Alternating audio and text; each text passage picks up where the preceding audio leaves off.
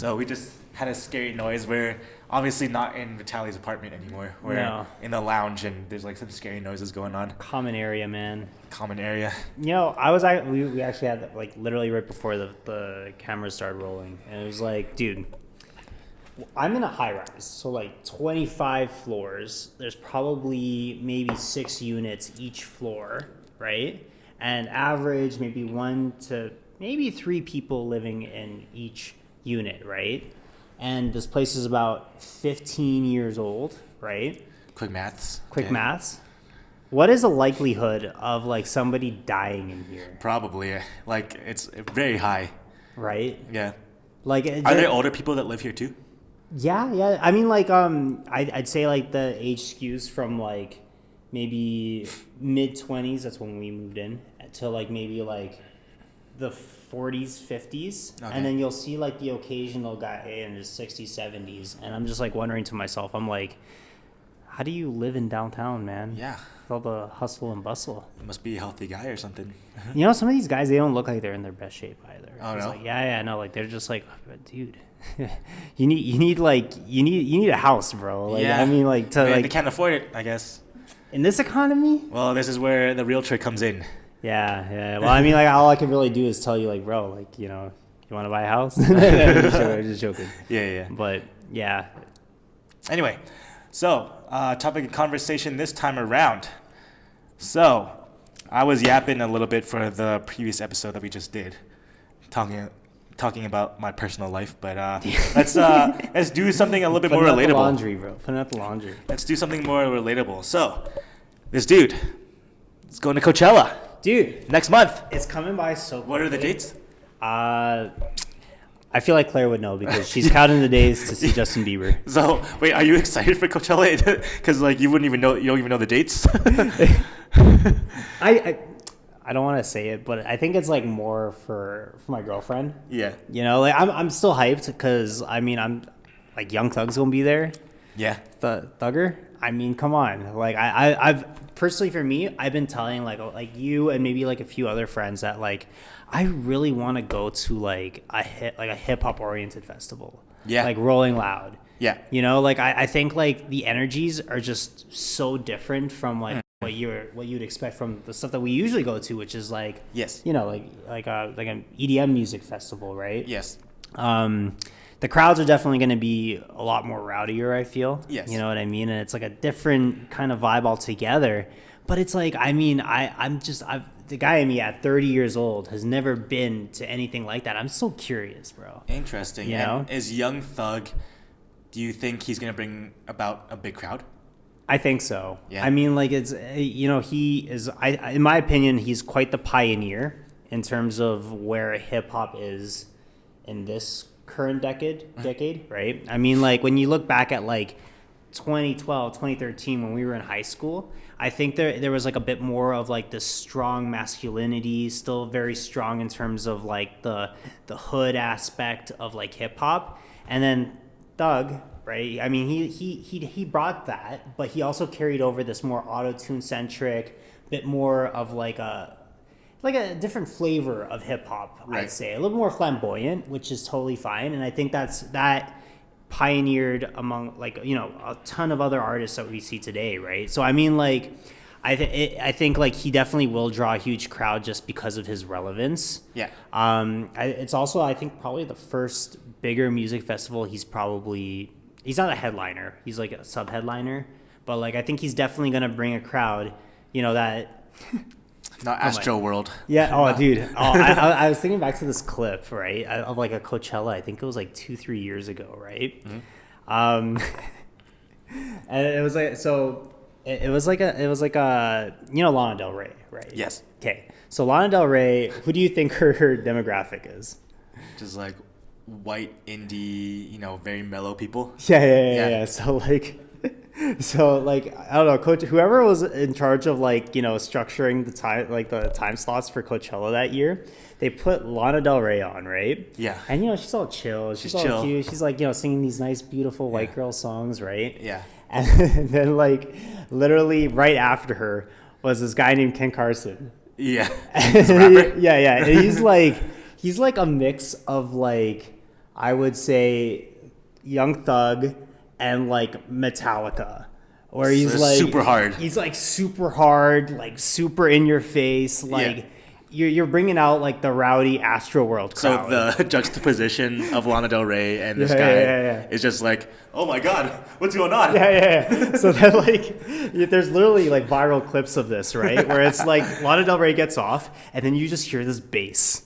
Oh, like right It's away. just like, yeah, it's just like, and then like people are like, "What's going on?" And then like the crowd starts to shift, right? And the people that stuck around from Lana Del Rey are like, "What is going on here?" Right? And then like they start like mosh pitting at the opening like song, and you just like see people like screaming for their lives. We've got to get out of here. Yeah. And then like Ken Carson's like, "Oh, you shouldn't have stuck around." And it's just like I'm hoping for some shit like that. Oh, okay. You know, like because I want to be the Ken Carson crowd. You know, Yeah, I'm yeah, gonna yeah. be like, ah. That's gonna be so funny. Yeah. But that's like the really exciting part about I think like Coachella is that you're gonna have this wide variation of artists that you normally wouldn't tend to.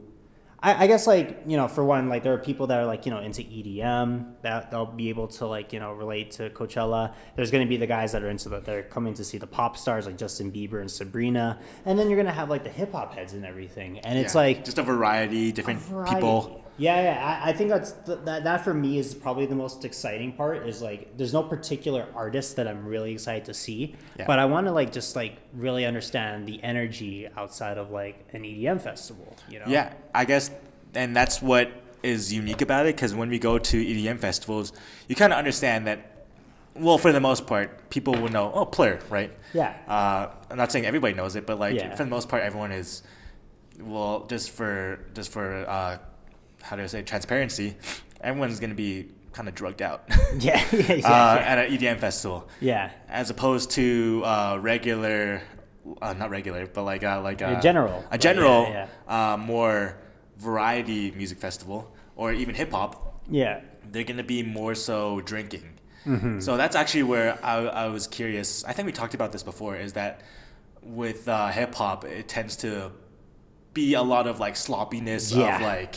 Yeah. And aggression, Yeah. right? Especially what you said, maybe Young Thug or whoever you just talked Yeah, about. yeah, They're like moshing or whatever, right? Yeah, they're going insane. Yeah, so I think with the EDM festivals, though, it's always like, are you okay? Like, are you fine? Obviously, of course, you're going to see those people who are like, oh, they're there to like just hook up with other people or they're there just to like steal phones or something. But for the most part, it's all like Plur. It is very Plur. But then for Coachella, what I also think is very unique about it is because I don't really go to daytime festivals because, EDM festivals are usually at nighttime. You want to They see are. the You wanna see the pyro, lights. the lights. Yeah. Coachella is like daytime, I never right? thought about that actually. So Yeah. it's going to be hot. But then also it's going to be more chill too because I can imagine no one really wants to be sloppy during the day, right? Yeah. Like you see the sloppiness come out at nighttime. Yeah. So I guess that's where Coachella shines in a way as well. I could see that actually. Yeah. I mean, like, because I got, and that's the thing with Coachella that really is, I guess that distinction where it's like everybody that, especially the first week is what I heard is that it's more or less like a presentation of like, yeah, I made it to Coachella. And, you'll see a lot of people, influencers particularly, taking pictures, dressing up real nice next to the sculptures and just like creating an image. Right. Rather than actually enjoying what a music festival is. Yeah. They're not there for the music, they're there for the flex. Right. And like that's something that I'm a little weary of when I'm like with this whole Coachella thing is that like, I mean, that's why we picked the second week too actually is because like It's going to be more chill. I feel like it's gonna be more chill. Yeah. Because like you got the regular folk actually pulling up to that one is what I heard. Ooh, but then also, don't you think that if the first weekend the celebrities or influencers are promoting it Yeah. to the normal everyday person for the second week to come, wouldn't the normal everyday person be the type of person you don't want there maybe? What?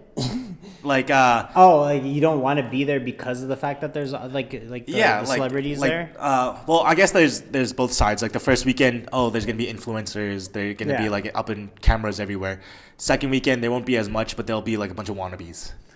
You know what? I could definitely see that. Where Yeah. it's like the influencers that feel like they're almost there are going to definitely Yeah. try to pull for the second week. But I also Yeah. feel like they'd also opt for the first week then, right? That is true. I guess You know, so, like yeah. if they really feel like that they are in that caliber. Is it right? cheaper the second weekend?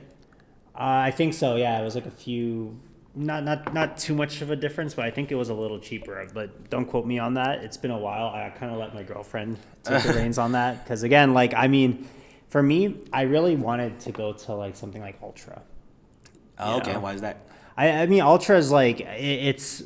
I guess like with Ultra, it always brings out like a very like high caliber of primarily Americanized DJs. I'd say like I mean like I find that there's like the European kind that are a bit more how do I put this, like more house oriented, right? Yeah. And then I unfortunately for me I'm a normie, so I do enjoy the more commercialized kind of EDM where it's like you like bass trap. yeah, like a bass trap, maybe like, you know, like the guys like Griffin, where it's like, it's Yeah. more like melodic bass. Yeah. You know? People in Europe don't enjoy that. Yeah, they like techno, They like techno. house. Yeah, like tropical house. Yeah. Australians love hardstyle. Yeah, I Yeah. know that is actually a very interesting thing that like Yeah. it's mostly Australians, man. Yeah. Like look at like Timmy Trumpet. He like has like a lot of like hardstyle dubbed or like how hardstyle kind of oriented music, right? Yeah.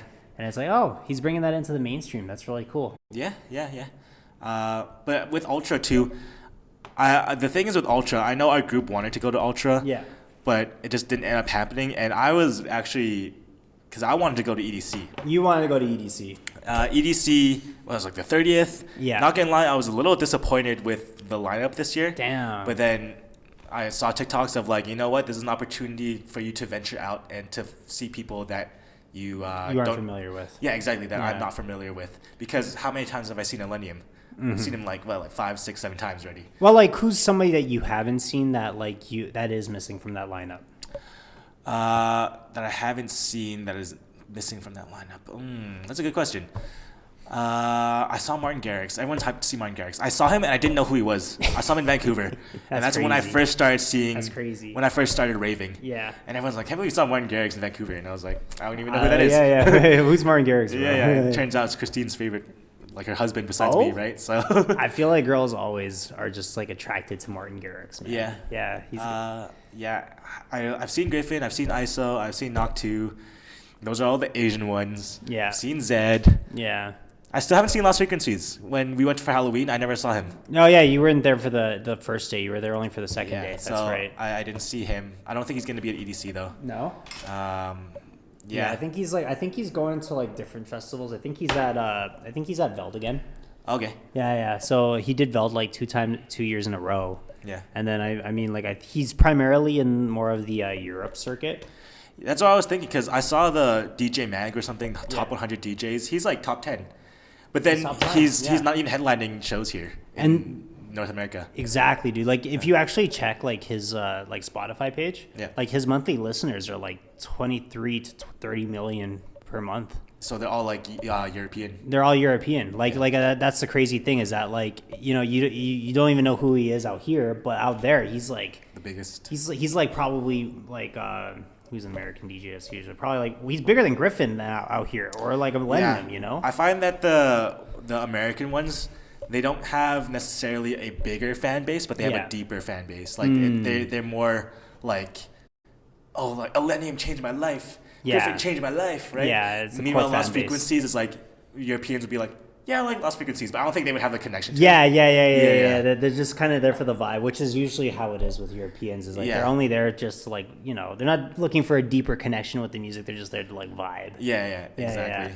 I mean, but that's I mean, yeah. I mean, with I think that is definitely going to be the core variance there with EDC versus like Coachella. Is that at least like you know what to generally expect with EDC. Dude, I don't know. I'm so scared. Yeah, Christine's like, it's a different beast, and I'm like, it is a different beast, bro. I'm thinking about going sober one day, and she's like, really? And I'm Shut like, up. Bro. I just want to experience it sober, and like, well, I'm trying to cut down. I'm drinking wine now. I'm trying to like That's crazy. cut down. You're So, really showing your age, man. You're really showing your age. well, like I was at a festival not too long ago, or a show not too long ago. We were there for 6 hours from like 9 to 3 a.m. What show is this?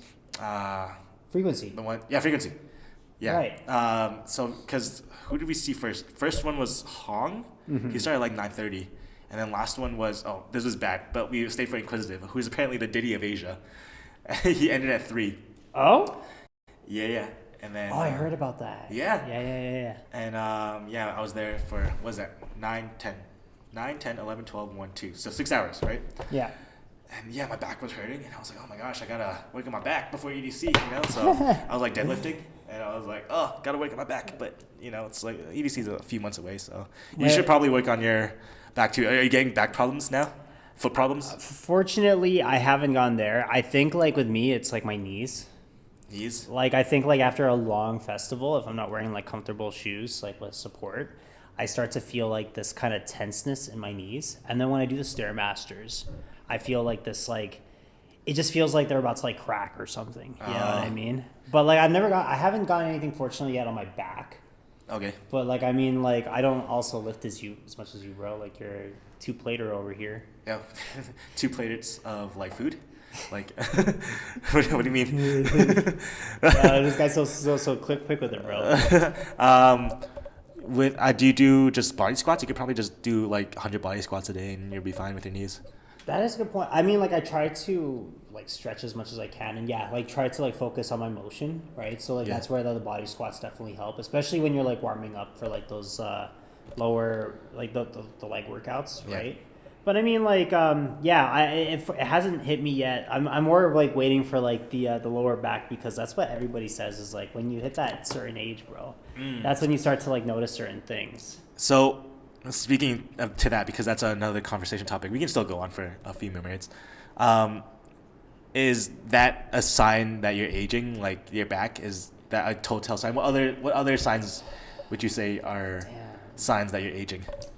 You know, I actually was wondering this like the other day. Is that like, what is like that age particularly that you can like really say that you're old?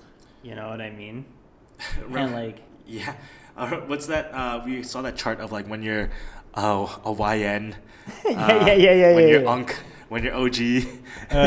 Tell us, bro. Like, give us the age ranges. I don't even remember. I don't even remember what the first one is, but YN is, I don't know. YN was like a like- teenager, right? It was yeah. So like I still I don't know like the one at the beginning, but like I know YN was like 15 to 25, Yeah. right? Yeah. And then you get to BB, which is is- big bro, Big bro. from 26 to 35. So we're BB right now. We're BB. Okay. We're like really literally at the middle of being BB. But when I think of BB, I think of like baby, you know, like the couples like, oh hey BB. Yeah. That's what I don't hear BB. I don't make the rules though, bro. Like I mean, that's just it's not up to me. But Okay. I mean, like yeah, and then like when you get to from 36 to like 45, that's when you're like you're unk. Unk.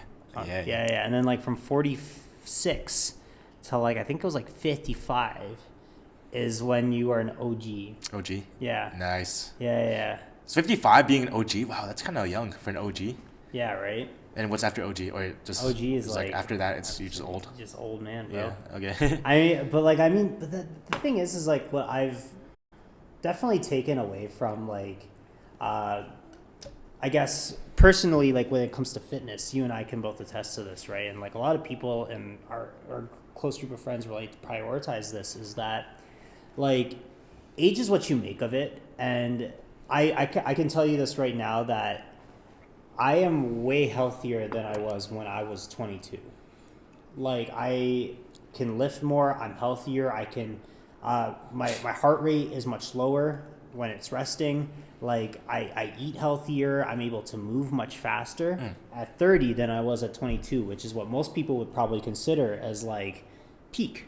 You know what I mean? Like when you're 22, that's your physical peak. Like 22 is like when you definitely like I think about it like when you're boxing, right? Yeah. Is like when you're a 22-year-old, the guy that like you're about to go up against that's been a while since like 35, people always say like, yo, like He's slow. he's Yeah. slow. Nature's got the best of him. Yeah. Time is caught up officially, Yeah. and Ro's cooked, right? And Yeah. the money, the bets, they all go to the 22-year-old. Yeah. But I mean, like, I think like that's if you're comparing at like professional athlete to professional athlete. But, Right.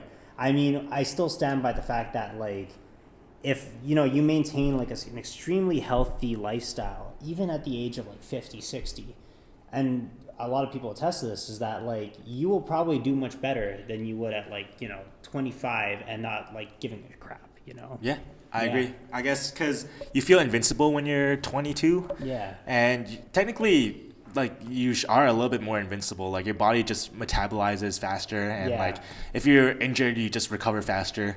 When you're a little bit younger, obviously, when you get older, that's when your body isn't as fast anymore. And I guess you have to actually train in order to stay healthy. Yeah. And when you're 22 years old, it's like I don't need to train. Like I'm just naturally already like Yeah, this. built like this, bro. But then it's beneficial when you do actually train because you're like, well, yeah, your body is already naturally recovered, like always getting recover, and you're training.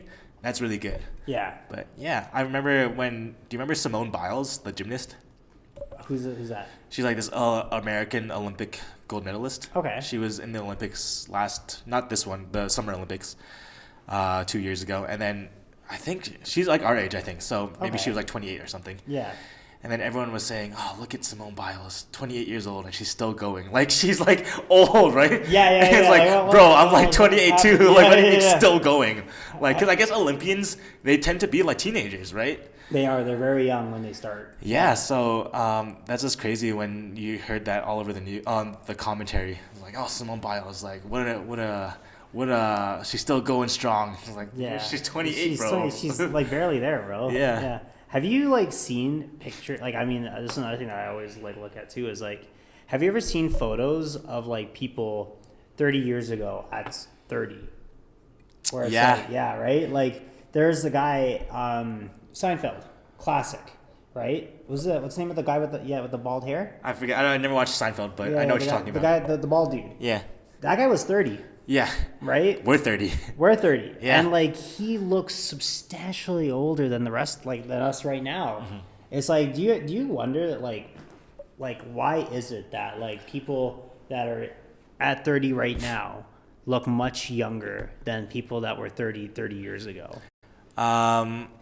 Well, science has gotten better, so all the research just shows like as a society, we tend to be healthier. We're eating healthier. We're living healthier lifestyles. So just everybody is just younger in general. Yeah. But I also think it is a psychological thing with millennials, because it's like millennials tend to be seen as the weaker generation. You know what I mean? Like we're kind of the pushovers. Yeah. So I guess millennials they got really scared about how they look. Yeah. So they overcompensated to be like, well, my looks is all I have, so let me just looks max, right? Damn. So I think that was psychology behind it as well. Yeah. And when I say looks max, yeah, there's just people who Really take it over. really take it. Like obviously, like just generally, everyone wants to look younger, and I think millennials really took that to heart. So yeah, I think that's what happened. Yeah, I genuinely do agree that it's like more or less like a lifestyle thing that people like really truly became aware that like, hey, like we can probably live longer if we actually gave a crap, right? Yeah. And like I think we lived in a society that was after Supersize Me, you know? Yeah. Where it's like there was this big revelation that like, hey, like you eat junk, you are going to be a product of the stuff that you are consuming. Right. Right? Yeah. And it's like that's when people started to be like, hey, wait, maybe like this lifestyle that we're living is not the best one. People stopped smoking. People stopped like I don't know about you, man, but like I mean we're drinking like crazy, but like Gen Zs, Yeah. like stopped. they stopped drinking, man. Like Yeah. they like I mean it doesn't help that they also don't socialize, but like they're like more mentally aware as to like the repercussions of like a certain lifestyle, right? And like I mean that really goes to show like, hey, like if you look at like when like smoking was like the norm like in like the 60s and 70s, it's like you'll see like these guys that were like 18, right? And they look like they're 30, 35.